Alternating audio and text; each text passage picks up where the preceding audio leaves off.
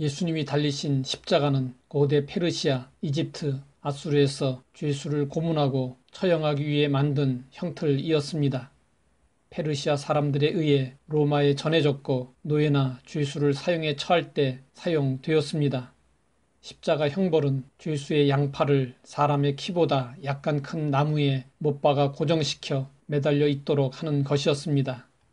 이렇게 되면 피가 몸의 밑으로 쏠리게 되고 혈액순환이 제대로 되지 않아 호흡이 빨라지고 심한 고통을 겪게 됩니다. 더구나 죄수의 죽음을 앞당기기 위해 가해지는 채찍질은 십자가에 달리기도 전에 목숨을 앗아갈 정도였습니다. 무자비하게 채찍질을 당하고 십자가에 달린 죄수는 말로 표현할 수 없는 고통으로 며칠을 보내며 서서히 죽어갔습니다. 십자가 처형은 너무 가혹하고 치욕적이어서 로마에서는 자국민에게는 행하지 않았습니다. 그런데 하나님의 아들이신 예수님께서 이 십자가에서 고통을 당하시고 죽으셨습니다. 그러면 왜 하필이면 십자가인가 라는 의문이 들게 됩니다. 유대교의 사내들인 공회는 예수님에게 신성모독의 죄목을 뒤집어 씌웠습니다. 이 죄를 지으면 돌을 던져 처형했습니다.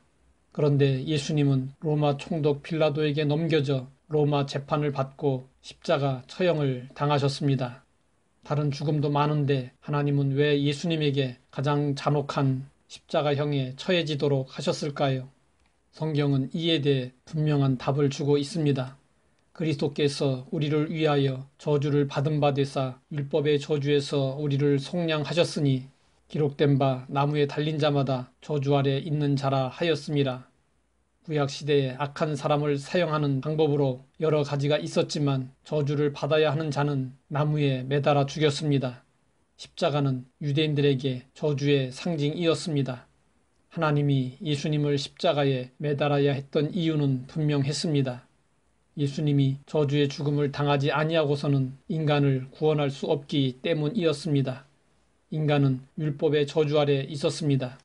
율법이 우리에게 요구하는 것이 무엇이었기에 인간은 저주 아래 있어야 했을까요? 예수님은 구약의 율법을 간단히 두 가지로 요약하셨습니다. 하나는 하나님을 사랑하라는 것이고 또 하나는 이웃을 사랑하라는 것이었습니다. 율법은 마음을 다하고 뜻을 다하고 목숨을 다하고 힘을 다하여 하나님을 사랑하라고 말씀하고 있습니다. 그러나 우리는 그렇게 하나님을 사랑하지 못했습니다. 율법은 우리에게 이웃을 내 몸과 같이 사랑하라고 말씀하고 있습니다. 그러나 우리는 나만을 사랑하며 살았습니다. 성경은 율법 행위에 속한 자들이 저주 아래 있는 이유를 이렇게 말씀하고 있습니다. 기록된 바 누구든지 율법책에 기록된 대로 모든 일을 항상 행하지 아니하는 자는 저주 아래 있는 자라 하였음이라. 율법은 모든 일을 항상 행해야만 율법을 지켰다고 인정합니다. 그렇다면 율법을 온전히 지킬 수 있는 사람은 이 세상에 아무도 없습니다. 그런데 율법은 지키지 못할 때 그 죄의 삭을 요구합니다. 죄의 삭은 사망입니다. 우리 인간은 세상에 태어나 온통 죄만 지으며 살다가 생을 마친 후에는 심판을 받아야 하는 존재입니다. 인간은 율법의 저주 아래 놓여 있습니다. 우리가 구원을 받기 위해서는 그 저주를 누군가가 대신 받아야 했습니다. 십자가의 죽음이 바로 그것입니다. 예수님은 자신이 십자가에 달려 우리의 저주를 대신 짊어져야 한다는 사실을 잘 알고 계셨습니다. 그래서 예수님은 말씀하셨습니다. 내가 땅에서 들리면 모든 사람을 내게로 이끌겠노라. 땅에서 들린다는 것은 십자가에 매달려 죽으시는 것을 말합니다. 십자가의 죽음은 어쩌다 일어나지 않았습니다. 이미 만세전에 계획된 하나님의 뜻과 섭리 가운데 이루어진 일이었으며 성경의 말씀을 이루시기 위함이었습니다.